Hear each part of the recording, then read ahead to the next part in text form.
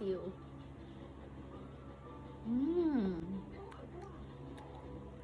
Hello guys, good evening. Magmumukbang po tayo ng balot. Ito po yung balot. Ayan, mayroong 6 na piraso. Tapos, may sausawan po ako dito na suka.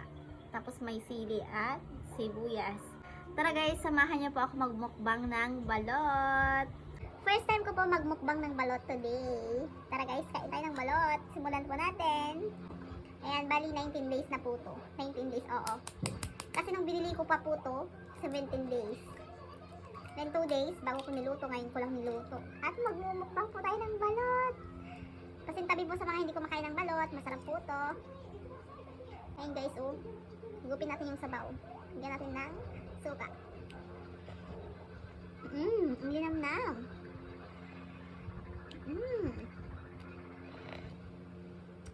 Sarap. Guys, nakikita ko na yung sisil niya. Ang laki. Ayan guys, oh. Ang sisil niya. O, diba? Kita niyo? Wow. Malaki guys yung ano niya, oh. Guys, ang laki ng sisil niya. Ito po yung pinakagusto ko sa balot. Yung malaki po yung sisil. Masarap po to.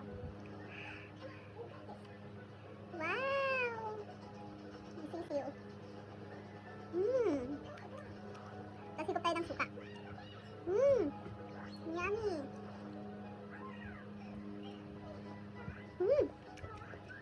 Sarap.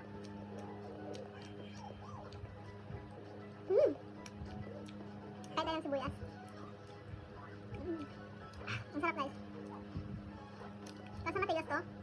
Minsan guys, hindi ko kinakain yung matigas niya kasi matigas lang din talaga. Isa pa. Pangalawa sa mga kumakain dyan, ayan. Or sa tapos na pong kumain dyan, siguradong magugutom po kayo at magkikrave po kayo ng balot nang wala sa oras. Dahil sa video ko na ito, ayan, magbukbang tayo ng mas malaki ito guys yung ano niya, sisiw.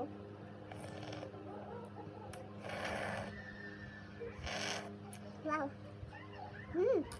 Ayan guys, oh. Mas malaki to. Sarap.